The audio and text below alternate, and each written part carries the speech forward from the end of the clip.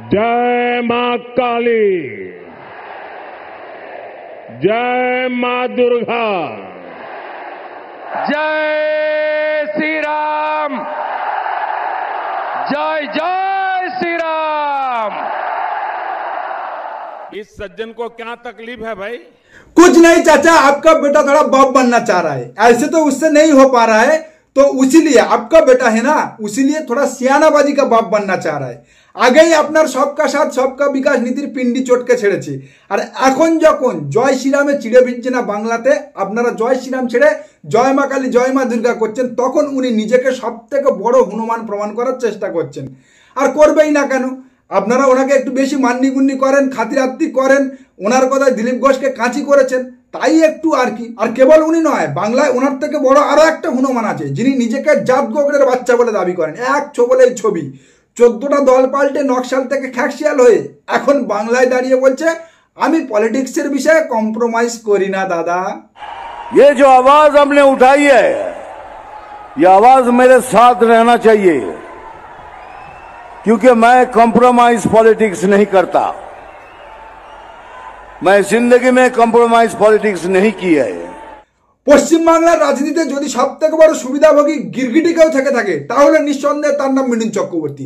Mithun Chakraborty most wonderful actor, তার অভিনয় দক্ষতা নিয়ে কোনো কথা হবে না, কিন্তু তার রাজনৈতিক অবস্থান, তার রাজনৈতিক গতিবিধি চন্দ্রবাবু নাইডু, নীতিশ কুমার, রামবিলাস পাসওয়ানদেরকেও হার মানায়। একসময় নকশাল থেকে সিপিএম, সিপিএম থেকে তৃণমূল কংগ্রেস, বর্তমানে বিজেপিতে এসে রাজনীতিতে কম্প্রোমাইজ করি না জ্ঞান দিচ্ছেন বাংলায় দাঁড়িয়ে।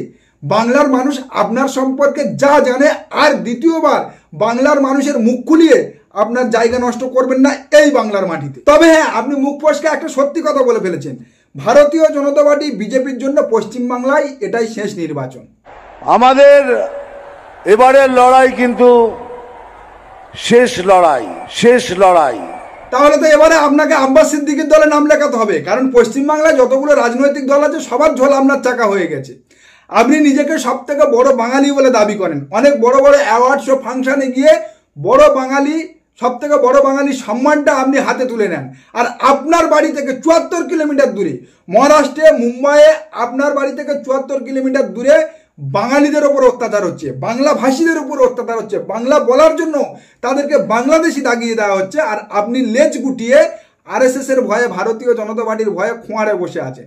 मैं आज आपको, पश्चिम बंगाल के नौजवानों को ये यकीन दिलाने आया हूं, बंगाल की बदहाल स्थिति को बदला जा सकता है। बीजेपी सरकार आने के बाद कुछ ही वर्षों में पश्चिम बंगाल देश के टॉप इंडस्ट्रियल राज्यों में से एक बन सकता है। এ আর এক ঢপবাজ, একই ঢপ একটু আগে বিহারে ঝেড়ে এসছে, একই ঢপবাজি একটু আগে বিহারের নির্বাচনী সভাতে ঝেড়ে এসছে, এখন এসে বাংলায় সেই একই ঢপ দিচ্ছে। গত 10 বছর বিহারে আপনার সরকার আছে, আপনাদের জোট সরকার আছে, বিহারে কটা শিল্প এসেছে? গত 10 বছরে বিহারে কটা শিল্প এসেছে? আর 1 কোটি বিহারি পশ্চিমবাংলায় এসে ঘাঁটি গেড়ে বসে আছে, কোন দুঃখে? বিহারে যদি আপনারা এত ডেভেলপ করে থাকেন, আপনার সরকার যেখানে আছে, ভারতীয় জনতা পার্টি ক্ষমতায় এলে বলছেন বাংলায় ইন্ডাস্ট্রি আনবেন, বাংলায় হ্যানা আনবেন, তেনা করবেন, উন্নয়নে ভরিয়ে দেবেন। বিহারে তো গত 10 বছর আপনাদের এনডিএ জোটের সরকার আছে, বিহারে কটা শিল্প হয়েছে? আর কেন 1 কোটি বিহারি পশ্চিমবাংলায় ঘাঁটি গেড়ে বসে আছে? আপনার সরকার যেখানে 10 বছর আছে, সেখানে একটা শিল্প আনতে পারেনি, সেই স্টেটটাকে লেবার ম্যানুফ্যাকচারিং স্টেট বানিয়ে ফেলেছে নীতিশ কুমারদের দলগুলো। আর আজকের আপনি সেই 1 কোটি মানুষ যেখানে এসে করে খাচ্ছে, মাথা গুঁজে আছে, পেট চালাচ্ছে, সেখানে দাঁড়িয়ে, তাদের সামনে দাঁড়িয়ে इंडस्ट्री आनबेन, उन्नयन जोर आनबेन, ढपबाजी दिए जाच्छेन। भाजपा की तरफ से मेरा यह आग्रह है कि आप एक बार भाजपा को अवसर दें, एक ऐसी सरकार बनाएं जो ईमानदार हो, कामदार हो और दमदार हो। ओरे कालू बाचा ईमानदार सरकार बनाबे आमार चाचा। चाचा आपनार महाराष्ट्रेर ईमानदार सरकार और सेई ईमानदार सरकारेर ईमानदार मुख्यमंत्री देवेंद्र फडणवीस সমৃদ্ধি মহামার্গে 55 কোটি টাকা দিয়ে ব্রিজ বানিয়েছিল এবং ধুমধাম ঘটা করে আপনার স্টাইলে উদ্বোধন করতে গিয়ে ওপর থেকে পতাকাও উড়িয়ে গিয়েছিল। সেই ব্রিজ সমৃদ্ধি মহামার্গের 55 কোটি টাকা দিয়ে উদ্বোধন করা ব্রিজ উদ্বোধন করে খোদ মুখ্যমন্ত্রী বাড়ি পৌঁছানোর আগেই খবর আসছে ব্রিজ ভেঙে পড়ে গেছে। महाराष्ट्र के सीएम देवेंद्र फडणवीस ने 55,000 करोड़ से तैयार समृद्धि महामार्ग का उद्घाटन किया और ये पुल 24 घंटे भी नहीं टिक पाया। ये विकास के नाम पर खिलवाड़ नहीं तो क्या है? डबल इंजन सरकार में क्यों लगातार बढ़ रहा है भ्रष्टाचार? और আপনার গুজরাট তো কদিন আগে গোটা ভারতবর্ষকে সবথেকে বড় ইমানদারির নমুনা দেখিয়েছে। দিল্লি এয়ারপোর্ট আপনারা নবনির্মাণ করেছিলেন, সেই দিল্লি এয়ারপোর্টে এত ইমানদারিতে কাজ হয়েছে যে 1 বছর যায়নি, প্রথম বর্ষাতে সেই দিল্লি এয়ারপোর্ট ভেঙে পড়ে গিয়ে মানুষ মারা যাচ্ছে। বন্দে ভারত এক্সপ্রেস যেটা নিয়ে আপনি গর্বে বুক ফোলান, প্রত্যেকটা বন্দে ভারতের সামনে দাঁড়িয়ে সবুজ পতাকা নাড়ান, উদ্বোধন করেন, সেই বন্দে ভারত এক্সপ্রেস থেকে গল গল করে জল পড়ছে। তবে হ্যাঁ চাচা, আপনি আপনার দল বা আপনার দলের নেতা মন্ত্রীরা ইমানদার হোক বা না হোক তারা কিন্তু দমদার, এটা একেবারে মানতে হবে। কেউ দম দেখাচ্ছে হাইওয়েতে, কেউ দেখাচ্ছে শাওয়ারের নিচে, কেউ বা তাঁবুতে। আর বর্তমানে যাকে রাজ্য সভাপতি করেছেন, এই বঙ্গ বিজেপির সভাপতি যাকে করেছেন তিনি তো আর বর্তমানে যাকে বঙ্গ বিজেপির সভাপতি করেছেন, বাংলা রাজ্য সভাপতি করেছেন, তিনি তো এ বিষয়ে একেবারে পিএইচডি করে এসেছেন। जो भारत का नागरिक नहीं है, फिर से सुन लीजिए, जो भारत का नागरिक नहीं है, जो घुसपैठ करके आया है, उसके साथ भारत के संविधान के तहत न्याय सम्मत कार्रवाई होती रहेगी। এই রে, তাহলে তো আপনার দুটো এমপি কমলো বলে, একটাও মতুয়া এদেশের নাগরিক নয়, একটাও মতুয়া এদেশের এই রে, তাহলে তো আপনার দুটো এমপি কমলো বলে, একটাও মতুয়া এদেশের নাগরিক নয়, একটাও মতুয়া এদেশের নয়, এপার বাংলার নয়, সব ওপার বাংলাতে এসেছে। আর যাদের ভোটে নির্বাচিত হয়েছে আপনার হাফ প্যান্ট জাহাজ প্রতিমন্ত্রী শান্তনু ঠাকুর ও জগন্নাথ সরকার। যদিও বর্তমানে রাজ্য সভাপতি শ্রমিক ভট্টাচার্য পরিষ্কার বলে দিয়েছে যে হিন্দু হলে কোনো সমস্যা নেই, ওপার বাংলা থেকে এপার বাংলা আসতে পারে, অসুবিধা শুধু মুসলমানে।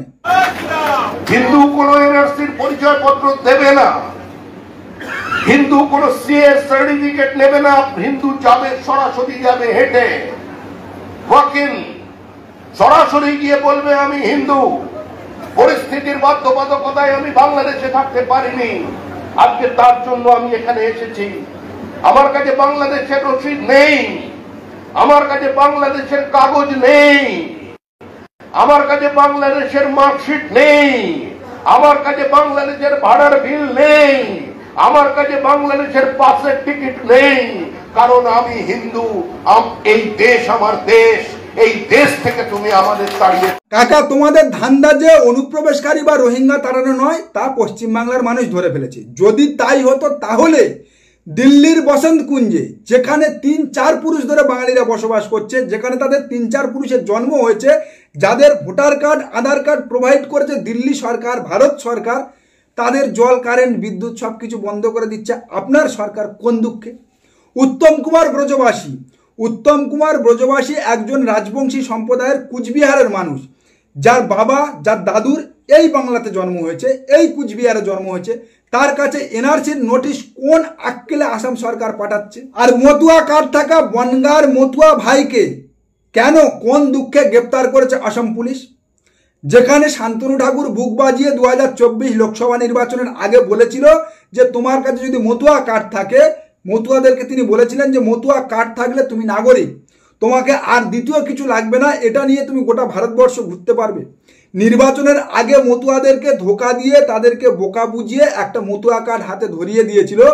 আজকে সেই মতুয়া কার্ড থাকা বনগাঁর মতুয়া ভাইকে গ্রেপ্তার করেছে, ডিটেনশন ক্যাম্পে পাঠিয়েছে আসাম পুলিশ। আর আজকের মোদিজি টেলিপ্রম্পটার থেকে 4টে বাংলা বলেছে, তাতেই ভারতীয় জনতা পার্টি উচ্ছ্বসিত, বঙ্গ বিজেপি উচ্ছ্বসিত যে বাংলা ও বাঙালি এবারে মোদিজিকে আপন করে নিয়েছে, মোদিজি বাঙালি হয়ে গিয়েছে।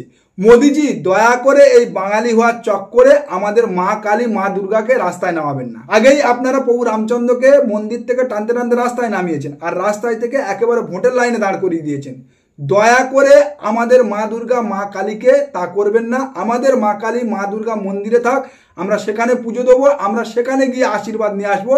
আপনারা বাঙালি হওয়ার চক্করে পড়ে বাঙালির অস্মিতা ছোঁয়ার জন্য আমাদের মা কালী মা দুর্গাকে রাস্তায় নামাবেন না। তাহলে ওই প্রভু রামচন্দ্র তো কেবলমাত্র আপনাদেরকে অযোধ্যায় হারিয়েছেন, প্রভু রামচন্দ্রকে রাস্তায় নামিয়েছেন, প্রভু রামচন্দ্র আপনাদেরকে অযোধ্যায় হারিয়েছেন। আর আমাদের মা কালী মা দুর্গাকে যদি রাস্তায় নামান তাহলে আমাদের মা কালী মা দুর্গা আপনাদেরকে ভারত ছাড়া করে ছাড়বে। बंगाल को परिवारवाद नहीं, प्रतिभा का सम्मान चाहिए। रुकिए रुकिए रुकिए मोदी जी, আপনি পরিবারবাদ নিয়ে কথা বলছেন, মমতা বন্দ্যোপাধ্যায় অভিষেক বন্দ্যোপাধ্যায়কে ইন্ডিকেট করার চেষ্টা করছেন। তাহলে ভারতীয় জনতা পার্টির পরিবারবাদের নমুনা আমি একটু দেখাই আপনাকে। शाह पुत्र अमित शाह, पंकज सिंह पुत्र राजनाथ सिंह, नीलेश राणे पुत्र नारायण राणे, अनुप्रिया पटेल पुत्री सोनेलाल पटेल, देवेंद्र फडणवीस पुत्र गंगाधर फडणवीस, अनुराग ठाकुर पुत्र प्रेम कुमार धूमल, पीयूष गोयल पुत्र वेद प्रकाश गोयल, किरण रिजिजू पुत्र रिंचन थारू, भारती प्रवीण पवार पुत्री अर्जुन पवार, श्री आरपीएन सिंह पुत्र सीपीएन सिंह, पंकजा मुंडे पुत्री स्वर्गीय श्री गोपीनाथ मुंडे, पूनम महाजन पुत्री प्रमोद महाजन, आकाश विजय वर्गीय पुत्र कैलाश विजय वर्गीय, राव इंद्रजीत सिंह पुत्र राव बीरेंद्र सिंह। ये सब क्या देखना पड़ रहा है? अच्छा है मैं अंधा हूँ।